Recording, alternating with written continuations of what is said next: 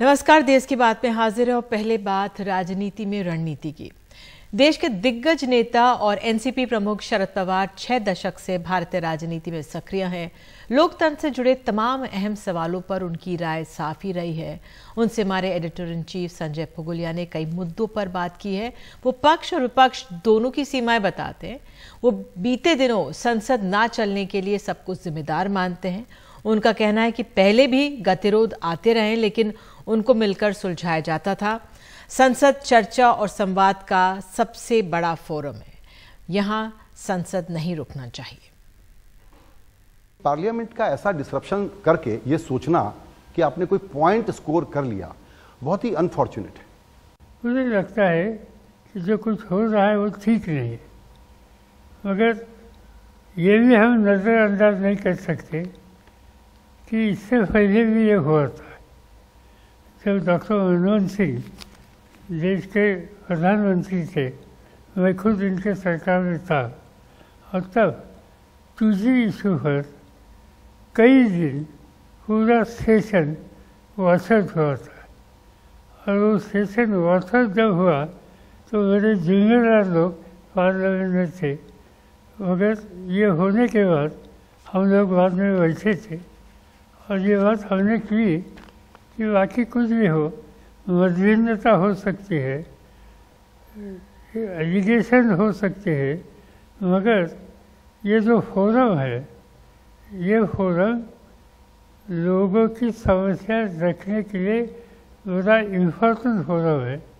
वो फोरम ही काम नहीं करेगा और ऐसी स्थिति हम जो लोगों के प्रतिनिधि है, पार्लियामेंट्री है, हम इस पर शामिल होगा तो ठीक नहीं है।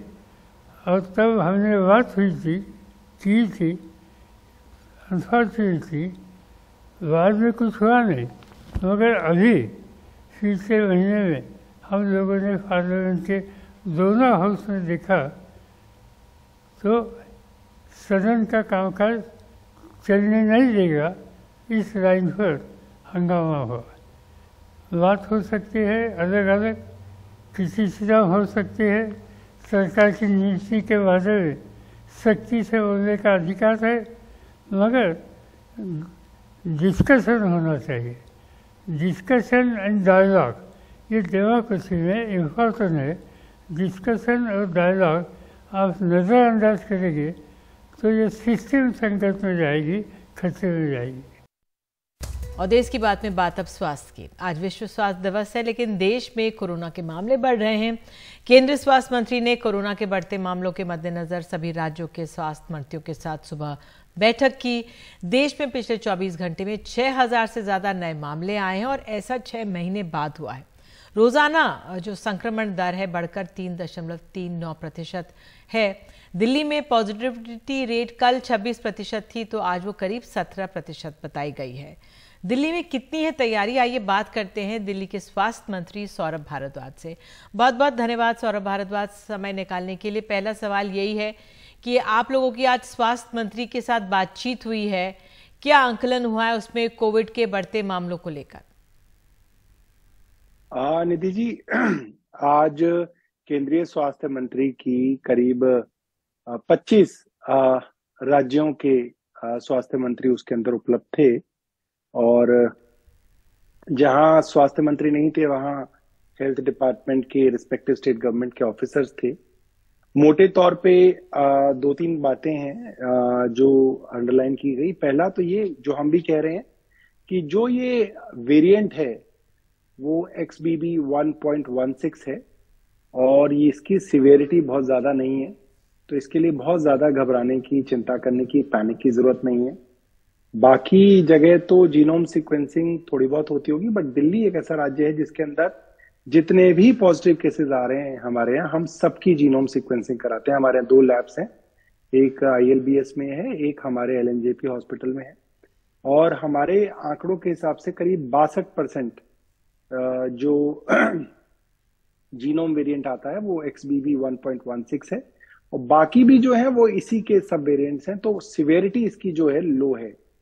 दूसरी बात ये है कि दिल्ली के अंदर एक और चीज है कि हम सीवेज का सर्विलेंस लगभग रोज कराते हैं और कई महीनों से करा रहे हैं। तो हमको करीब 1 महीने पहले इसके संकेत मिल गए थे दिल्ली में कि क्योंकि लोगों के अंदर कोरोना आना बाद में पता चलता है, बट सीवेज के अंदर जो हम सैंपल उठाते हैं उसके अंदर, उस सर्विलेंस के अंदर पहले हमें जो है संकेत मिल जाते हैं। तो हमें संकेत मिल रहे थे कि कोरोना जो है वो अब दोबारा से जो है बढ़ेगा। और जैसा कि आज मीटिंग में भी डिस्कस हुआ कि कुछ राज्य हैं जहां पे ये शुरुआत में बढ़ा था। वो 6 राज्य थे जिसके लिए सेंटर ने उनको एडवाइजरी भी जारी की थी। वो थे केरला, कर्नाटका, तेलंगाना, तमिलनाडु, महाराष्ट्र और गुजरात। ये 6 राज्य थे जहां पे बढ़ रहा था। और दिल्ली में भी अब जो है बढ़ रहा है, क्योंकि हमने अपने एक्सपीरियंस से देखा है कि महाराष्ट्र के करीब 2 हफ्ते बाद जो है दिल्ली में जो है ट्रेंड बढ़ने का शुरू होता है। और ट्रांसमिसिबिलिटी हाई है इस वायरस की, सिवियरिटी लो है। मगर फिर भी जो है सभी राज्यों के अंदर जो हेल्थ मिनिस्टर्स थे उन्होंने बताया कि जो कोमॉर्बिड पेशेंट्स हैं, जो उम्र दराज लोग हैं और जिनको लंबी बीमारी से ग्रस्त हैं, जिनकी इम्यूनिटी लो होती है, उन लोगों को सावधानी की जरूरत है कि वो लोग जो है मास्क पहने, भीड़ भाड़ की जगह को अवॉइड करें और जो है इम्यूनिटी का ध्यान रखें। ऐसी जगह जहां पे वो संक्रमण पकड़ सकते हैं ऐसी जगह को अवॉइड करें।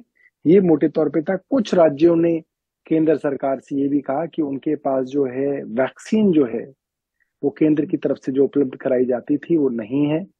और बहुत सारे राज्यों ने बात केंद्रीय स्वास्थ्य मंत्री से कही। स्वास्थ्य मंत्री जी ने इसका संज्ञान लिया।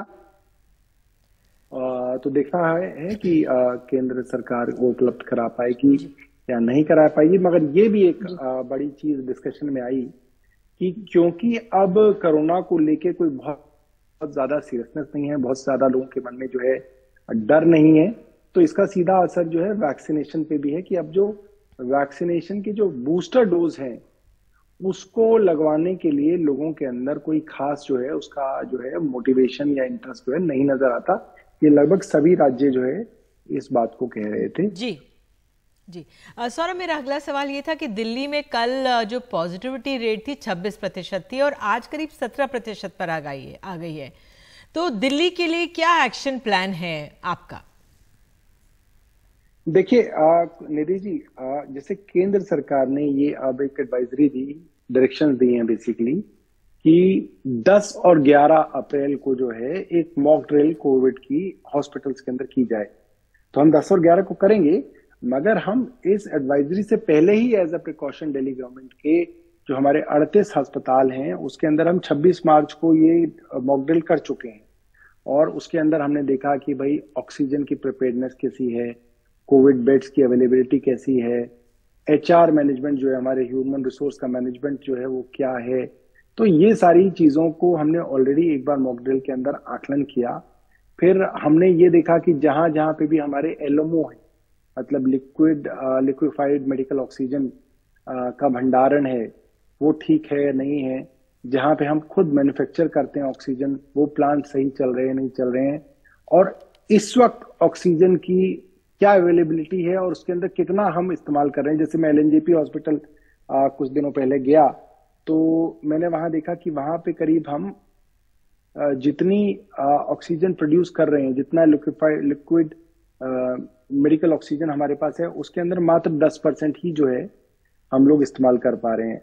और हॉस्पिटल बेड्स, जैसे कोविड हॉस्पिटल की जो बेड्स हैं, ऑक्सीजन बेड्स हैं, ICU बेड्स हैं, वेंटिलेटर वाले बेड्स हैं, इन सब के अंदर ही हमने देखा कि लगभग जो है 1 से 1.5% की ही जो है यूसेज है। अभी करीब 98.5 से 99% बेड्स जो हैं इन सभी कैटेगरीज के अंदर हमारे पास उपलब्ध हैं, खाली हैं। अब सौरभ, मेरा अगला सवाल ये है कि अब ये संक्रमण माइल्ड है, लेकिन मुंबई में देखिए आप ऑक्सीजन की बात करें, दिल्ली में पर्याप्त है, लेकिन 50% पेशेंट्स जो हैं वो ऑक्सीजन पर हैं। तो दिल्ली के लिए क्या एहतियाती कदम, मास्क पर क्या कुछ गाइडलाइंस ला सकते हैं? जब बात रखी अपनी, तो मैंने ये भी कहा कि भाई अभी फिलहाल दिल्ली के अंदर हमने मास्क कंपलसरी नहीं किए हैं।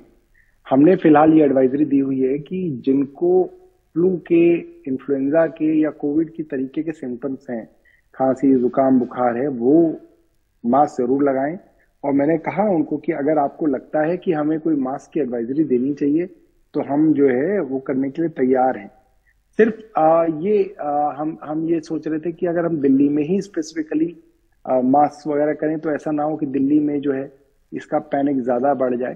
तो क्योंकि केंद्र सरकार बड़े लेवल पे इस सिचुएशन को देखती है, समझती है, तो कोई भी इस तरीके की डायरेक्शन आएगी, मैंने उनको कहा कि हम 100% जो है उस डायरेक्शन को फॉलो करेंगे। बट अभी फिलहाल जो है मास्क को मैंडेटरी करने की दिशा में जो है कोई हमने जो है फैसला नहीं किया। जो आपने अस्पतालों के विषय में बात की नीति जी, असल में आप एक मरीज की टेंडेंसी को अगर आप समझें तो अगर वो कोरोना की वजह से अस्पताल में एडमिट हो रहा है तो 90% मामलों में उसको सांस फूलने की, ब्रेथलेसनेस की, शॉर्टनेस ऑफ ब्रेथ की जब शिकायत होती है तो वो अस्पताल की तरफ भागता है। तो जाहिर सी बात है, तो उसके अंदर जो है उसको ऑक्सीजन सपोर्ट पे रखा जाता है।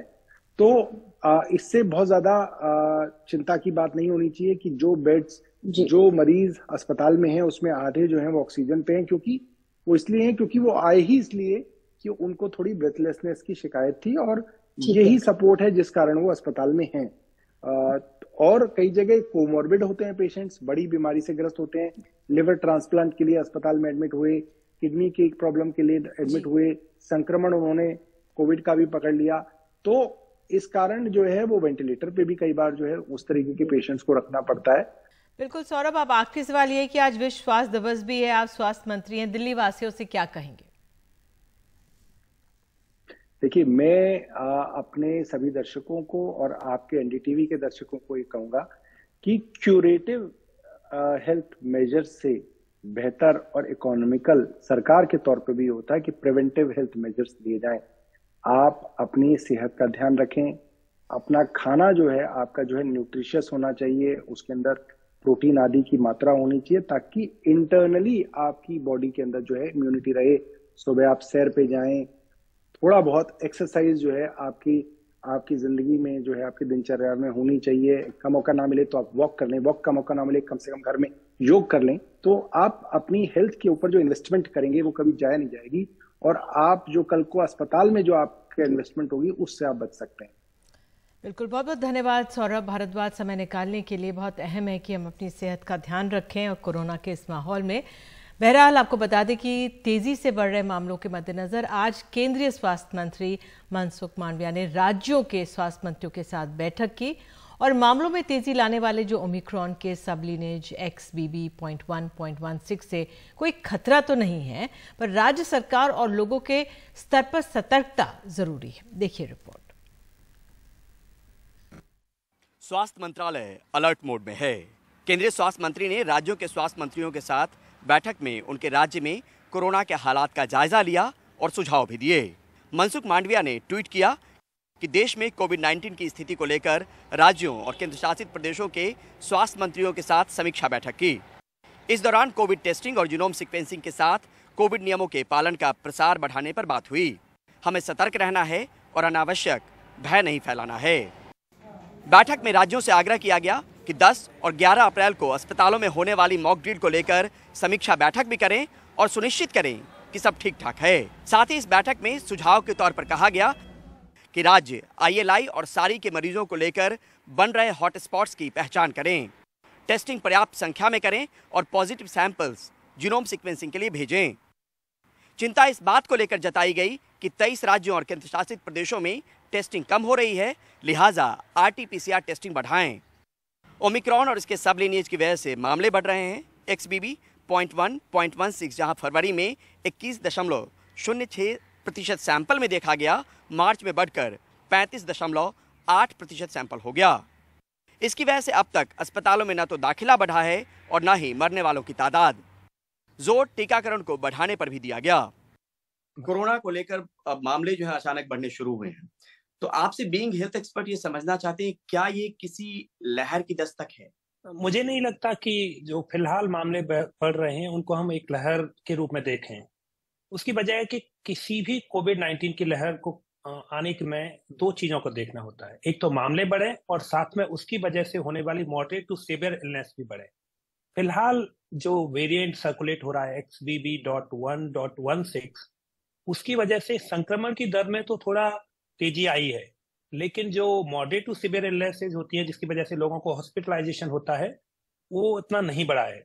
वायरस के लिए आकार, प्रकार और व्यवहार बदलना बहुत आम है, लिहाजा आशंकाओं के बीच की ये तैयारी है। मुस्तैद रहेंगे तो महामारी से मुकाबला करना आसान होगा।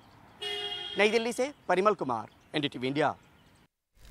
देश का इंटरनेट सेफ होना चाहिए। जो सोशल मीडिया प्लेटफॉर्म हैं उनको एक नियम का पालन करना है कि 9 तरह के कंटेंट ना चलाएं। सरकार के खिलाफ कंटेंट के लिए फेक न्यूज़ पर सरकार बनाएगी एक कमेटी। तो आईटी राज्य मंत्री राजीव चंद्रशेखर से बात की है हमारे सहयोगी हिमांशु शेखर ने। आइए सुनते हैं। देखिए, हमने अक्टूबर 2022 में ये मिस इन्फॉर्मेशन और फेक न्यूज़ यानी कि पेटेंटली फॉल्स न्यूज़ को एक तरह से चुनौती दी है। हमने अक्टूबर 2022 के रूल्स में एक बहुत क्लैरिटी से कहा है कि प्लेटफॉर्म्स जो भारत में सर्विस या प्रोडक्ट्स देंगे, सोशल मीडिया के प्लेटफॉर्म्स, उन पर एक तरह से ड्यू डिलिजेंस का ऑब्लिगेशन बनता है कि वो अपने प्लेटफॉर्म्स में 9 तरीके के कंटेंट न कैरी करें। उसमें एक है मिस इन्फॉर्मेशन और पेटेंटली फॉल्स इन्फॉर्मेशन। ये हमने अक्टूबर 2022 में तय किया था, नोटिफाई भी किया था। आज हमने ये किया है कि उसको आगे बढ़ाने के लिए मिस इन्फॉर्मेशन और पेटेंटली फॉल्स इन्फॉर्मेशन सरकार के बारे में अगर कोई सोशल मीडिया पे डालता है, एक फैक्ट चेकिंग यूनिट हम नोटिफाई करेंगे, बहुत ही कैपेबिलिटी और प्रोफेशनल और ट्रांसपेरेंट फैक्ट चेकिंग यूनिट, जो तय करेगा कि उस गलत इन्फॉर्मेशन को गलत कहना और मिस इन्फॉर्मेशन को मिस इन्फॉर्मेशन कहना और पेटेंटली फॉल्स इन्फॉर्मेशन को पेटेंटली फॉल्स इन्फॉर्मेशन कहना, ताकि प्लेटफॉर्म्स को उसको रिमूव करने में एक तरह से सहायता मिले। तो ये हमारे लिए बहुत ही एक अनवेवरिंग कमिटमेंट है कि देश के इंटरनेट सेफ और ट्रस्टेड हो, और जो बाहर के देश, बाहर के तत्व, बाहर के वेस्टेड इंटरेस्ट हमारे इंटरनेट में मिस इन्फॉर्मेशन और डिसइन्फॉर्मेशन और पेटेंटली फॉल्स इन्फॉर्मेशन डालते हैं और हमारे डेमोक्रेसी को कॉम्प्रोमाइज़ करने की कोशिश करते हैं, उसमें हम एक मुंह तोड़ जवाब दे और उसके लिए एक फैक्ट चेकिंग यूनिट नोटिफाई होगा सरकार के इंफॉर्मेशन और डेटा को फैक्ट चेक करने के लिए। जी, तो ये फैक्ट चेकिंग यूनिट जो आप सेटअप करेंगे ये गवर्नमेंट की ही बॉडी होगी? हाँ जी, जो रेगुलेट करेगी कि गवर्नमेंट के बारे में जो कंटेंट है वो सही है, गलत है, फेक है या रियल है। मैं स्पष्ट कर दूं कि गवर्नमेंट का ही बॉडी होगा, क्योंकि गवर्नमेंट के डेटा के बारे में फैक्ट चेक करना बाहर को कोई एंटिटी के लिए इम्पॉसिबल होगा। तो सरकार के पास ही फैक्ट होंगे, सही फैक्ट क्या है, गलत फैक्ट क्या है, तो ये सरकारी फैक्ट चेकिंग यूनिट होगा। लेकिन ये काम करेगा बहुत रिस्पॉन्सिबली, बहुत ट्रांसपेरेंटली और बहुत अकाउंटेबिलिटी के साथ। और उनका ये रिस्पॉन्सिबिलिटी होगा कि अगर कोई पब्लिश करता है फेक न्यूज़ या पेटेंटली फॉल्स न्यूज़, ये fact checking unit point out करेगा कि ये मैटर फेक है, और तब इंटरमीडियरी यानी कि सोशल मीडिया प्लेटफॉर्म पर एक तरह से उनका चॉइस है कि वो मटेरियल निकाले या ना निकाले। अगर वो नहीं निकालते हैं और रखते हैं, वो उनका एक तरह से ऑप्शन है। लेकिन फिर सेक्शन 79 जो आईटी एक्ट में उनको सेफ हार्बर देता है फ्रॉम एनी लॉ सूट्स, वो निकाला जाएगा। बहरहाल आइए बात करते हैं बढ़ती महंगाई की। उस पर क्या कुछ राहत मिलने वाली है। बढ़ती महंगाई के बीच आम आदमी के लिए राहत की खबर है। केंद्र सरकार ने गैस के दाम तय करने की प्रक्रिया में बदलाव के लिए नई गाइडलाइंस को मंजूरी दे दी है। कल से इस प्रक्रिया में बदलाव किया जाएगा। इसके लागू होने से देश में पीएनजी के दाम 10%, सीएनजी के दाम 6 से 9% कम हो जाएंगे। इसके हिसाब से दिल्ली में सीएनजी के दाम 79 रुपये 56 पैसे से घटकर 73 रुपये 59 पैसे हो सकते हैं, और वही पीएनजी के दाम 53 रुपये 59 पैसे से 47 रुपये 59 पैसे हो सकते हैं।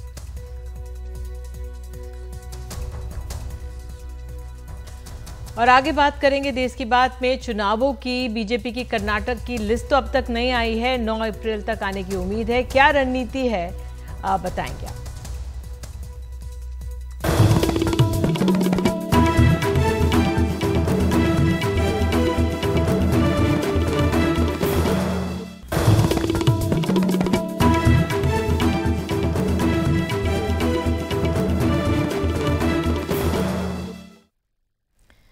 बात अब चुनावी रणनीतियों से जुड़ी हुई आंध्र प्रदेश के पूर्व मुख्यमंत्री एन किरण रेड्डी आज बीजेपी में शामिल हो गए।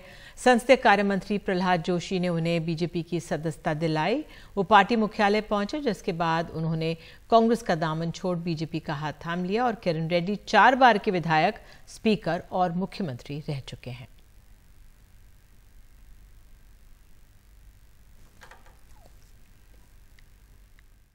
I never imagined that I'll have to leave the party. State after state, due to bad decisions and wrong decisions of the Congress High Command, the party is getting damaged totally in all the states. They don't interact with the people. They don't take the opinions of the leaders. It is not a story in one state. It is a story throughout the country. There is an old saying which says, "My king is very intelligent. He doesn't think on his own.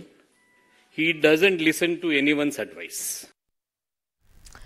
Telangana BJP अध्यक्ष बंदी संजय कुमार को कल Karimnagar jail से रिहा कर दिया गया। कल देर रात उन्हें 20,000 के 2 मुचलके पर जमानत मिली थी।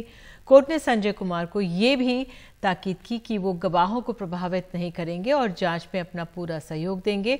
कोर्ट ने संजय कुमार को बिना इजाजत विदेश जाने के लिए भी मना किया है। एसएससी परीक्षा पेपर लीक केस में संजय कुमार को गिरफ्तार किया गया था। संजय की गिरफ्तारी पर सियासी बवाल भी हुआ था। अपनी रिहाई के बाद बंदी संजय कुमार ने करीमनगर में एक रैली की। बीजेपी का कहना है कि उन्होंने बीआरएस और केसीआर सरकार की पोल खोलने की वजह से निशाना बनाया गया। संजय कुमार ने कहा है कि वो केसीआर परिवार के हटने के लिए काम उनको करते रहेंगे। और आपको बता दें, कल ही प्रधानमंत्री तेलंगाना पहुंचने वाले हैं रैली के लिए।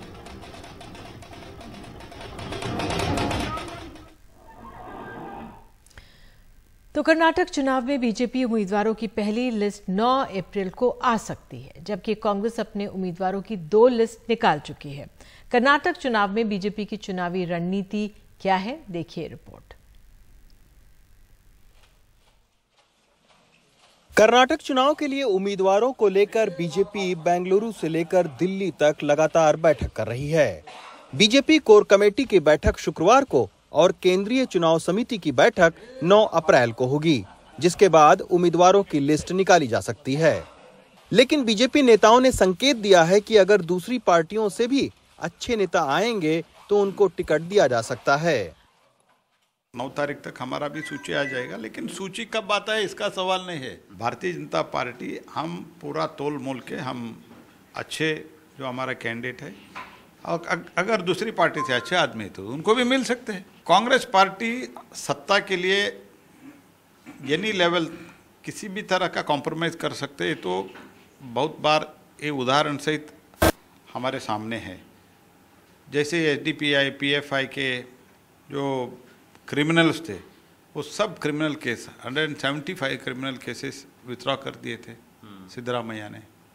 ये क्या इससे आप क्या समझते हैं? कांग्रेस पार्टी सत्ता के लिए कुछ भी कर सकते हैं, यही एक उदाहरण है। इसीलिए सत्ता के लिए क्रिमिनल्स को भी देते हैं।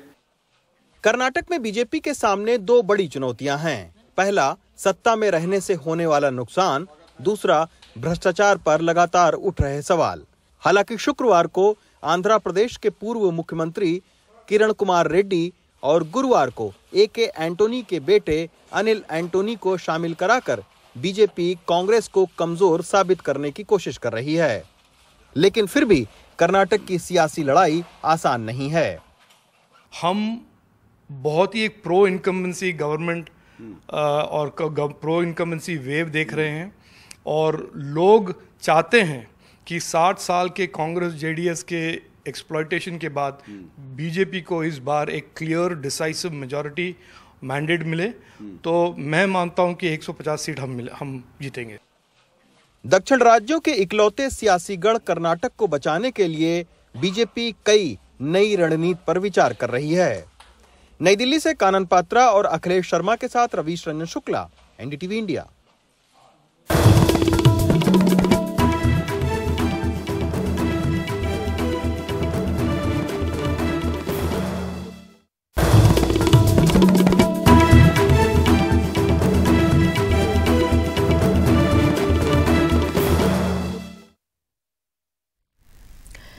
मध्य प्रदेश के छिंदवाड़ा के सिंगोड़ी में हैरत में डालने वाला मामला सामने आया है, जहां पर पुलिस रिकॉर्ड में जिस युवती की हत्या उसके पिता और भाई ने साल 2014 में वो कर चुके हैं, वो जिंदा होकर न सिर्फ अपने घर लौट आई है बल्कि उसने अपने पिता और भाई को जेल भेजने वालों पर कार्रवाई की मांग की है।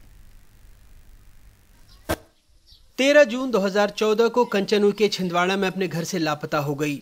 9 साल बाद वो घर लौटी है, शादी हो चुकी है, लेकिन सरकारी फाइलों में कंचन नहीं उसका भूत लौट कर आया है, क्योंकि कंचन के मर चुकी है। पिता और भाई ने उसकी हत्या कर दी। भाई आज भी जेल में बंद है। पिता 1 महीने पहले ही जमानत पर छूटे हैं। ढूंढने लगे हम लोग, ढूंढे तो हमको नहीं मिली। हमने रिपोर्ट लिखाई, पुलिस आई यहाँ पर। पुलिस ने तहकीकात की कि बोले कहाँ गई तुम्हारी बच्ची? मैंने कहा हमको नहीं पता। बोले तुम्हारे रिश्तेदार में होगी? बोले नहीं है। फिर कहाँ है वो लड़की? जहाँ जहाँ रिश्तेदार वहाँ के फ़ोन नंबर मांग लिए, किसी किसी का फ़ोन नंबर दिए हम लोगों ने। खैर हमको पता ही नहीं लगा मरे का न जिया क्या, तो हम क्या बताएंगे। तो उन्होंने ये मामला ठंडा कर दिया। कंचन की गुमशुदगी की जांच सिंगोड़ी थाने में हुई। पुलिस ने कंकाल को भी बरामद किया। 210 हड्डियों का पंचनामा बनाया। कहा ये कंचन की हड्डियां हैं। पिता भाई को आरोपी बनाया और हत्या के मामले में गिरफ्तार कर लिया। उन्हें सजा भी हो गई। परिजन कह रहे हैं कंकाल उसके रिश्तेदार के हैं। पूरी जगह उनके रिश्तेदारों के ही शव दफन है। कंचन शादी कर चुकी है, फिलहाल दूसरे जिले में रहती है। यहाँ बड़ी वहाँ गाड़ी थी, वो खुदवा पुलिस वाले ने। अच्छा, लड़की की शव बता दिया है? जी जी। अच्छा, ये तो हमारे कुटुंब परिवार की कब्र है। हाँ, आसपास जितनी भी बीच है पूरा परिवार ही आपको जी जी। आगर मालवा में रहने वाली कंचन के 2 बच्चे हैं। छिंदवाड़ा लौटकर सबसे पहले थाने गई ये बताने कि वो जिंदा हैं। जैसे ही आगर मालवा में पता लगा कि उनके पिता और भाई को उसकी हत्या के आरोप में जेल हुई है। मैं यहाँ से गुस्से में थोड़ा चल गई थी, थोड़ा हमारा हो गया था तो चल गई थी मैं यहाँ से। जिसके जाने के बाद मेरी उधर शादी भी हो गई। शादी होने के बाद मैं वहाँ चल गई। एक व्यक्ति भी आया, तेरी वजह से तेरे भाई पापा, तेरी जिया जी, मतलब सब वो तेरी वजह से वहाँ परेशान है, जेल में है तेरा भाई। जिसके बाद में मैं वहाँ से आ गई। यहाँ आके पूरा मामला मेरे को पता चल गया कि हाँ क्या हुआ क्या नहीं हुआ। मतलब पुलिस वाले ने उनसे इनको इतना टॉर्चर किया है कि मेरे भाई को मजबूर में उनको बोलना पड़ा कि हाँ मैंने मारा मेरी बहन। अब सवाल पुलिस की जांच पर है। डीएनए रिपोर्ट अभी तक आई नहीं है।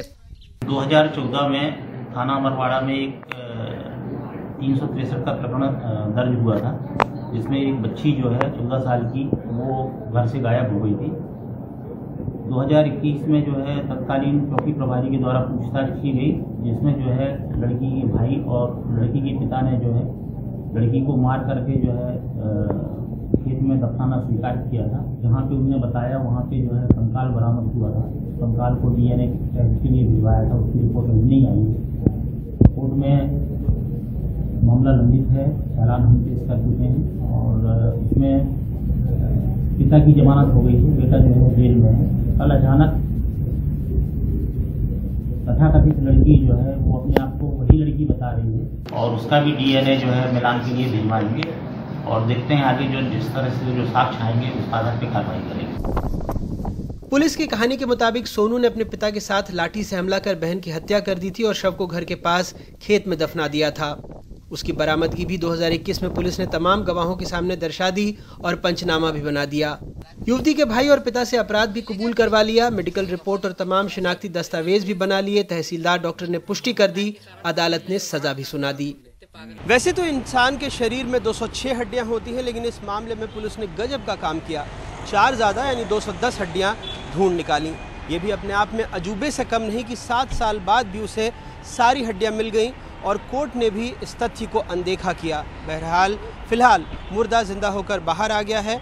इंतज़ार है न्याय के जिंदा होने का। छिंदवाड़ा से अपने सहयोगी विपिन और भोपाल से कैमरा पर्सन रिजवान खान के साथ अनुराग द्वारी, एनडीटीवी इंडिया।